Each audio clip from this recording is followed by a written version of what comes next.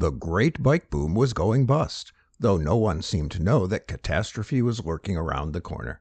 I certainly didn't. Completely ignorant of what was going on around me, I opened the brilliantly named Bill's Bike Shop on June 1st, 1974, probably the day the second great American bike boom ended. From the late 1960s to the early 1970s, importers in the U.S. sent huge orders to bicycle factories around the world. The bicycle industry struggled to fill the insatiable American demand for two-wheeled transport. Across town from my shop was the Camarillo Bicycle Center, a busy and well-stocked shop, owned by a charming, middle-aged man whom I knew only as Chuck. He had all the famous imported lightweights, among them Peugeot, Motobecane and Raleigh, but his top-selling brand was Nishiki, made in Japan. Chuck had populated my town with hundreds and hundreds, possibly thousands, of bright orange Nishiki Olympic bikes, Nishiki's basic consumer 10-speed. Chuck said his Nishikis were not only a terrific value and well-made, they were equipped with wonderfully reliable, cutting-edge derailleurs. He was adamant that Nishiki bikes shouldn't be confused with the shoddy, post-war Japanese merchandise everyone thought was junk. My starting inventory was lean, just 10 French Gitan 10-speeds and 25 Maserati bicycles. The Maseratis were made in Italy by a member of the famous car family who used the legendary name to brand his bikes. I told customers my European bikes were light, handled best, and were the product of a cycling culture that demanded good riding bikes. Being 22 and sorely lacking judgment, I heaped contempt upon Chuck's Nishikis, calling them Jap scrap. I felt righteous selling my French and Italian bikes, and succeeded well enough that about 6 months after I opened my shop, I attended Camarillo Bicycle Center's bankruptcy auction.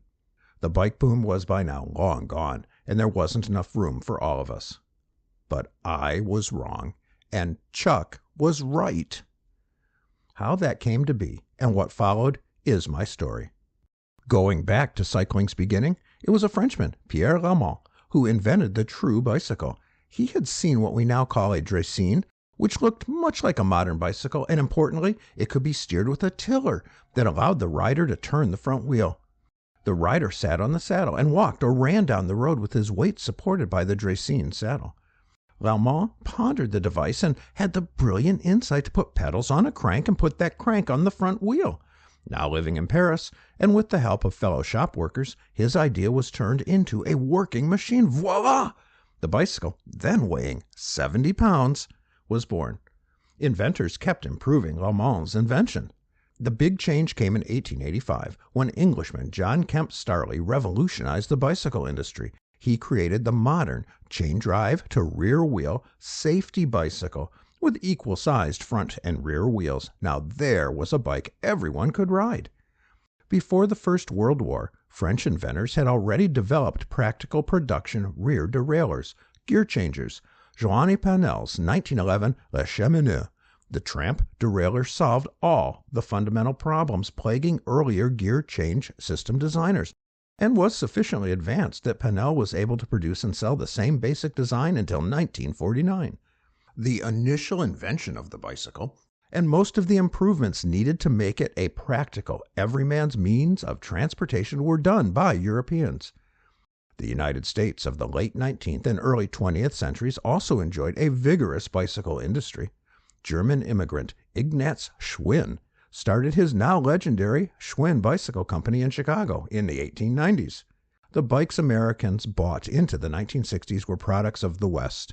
Then, in 1963, pricing pressures forced the Western auto store chain to equip its 3-speed bikes with Shimano hubs. That was the first major original equipment purchased by an American manufacturer. It would not be the last. Other low-end makers quickly jumped on the low-cost Japanese parts bandwagon, and soon Japan was exporting $100 million a year worth of bike parts to the U.S. Sometime in my second year in the shop, my Peugeot sales representative was hired by Mitchell Weiner's Western States Imports.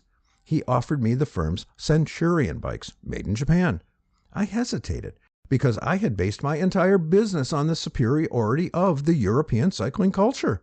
Selling Centurions would be a sharp break. I tried a few of Centurion's basic model, the Le Mans. The aluminum collarless cranks, Suntour derailleurs, and Diacomp center pull brakes were mounted on straight frames with good paint jobs. I was able to assemble them quickly and found they worked flawlessly. Very quickly, my sales floor was covered with Centurions. My experience with Japanese and later other Asian countries' bikes was replicated all over the country. So, please come along as I tell the story of why your bike is made in Asia, my career in bicycles as I watched two continents squander an industry.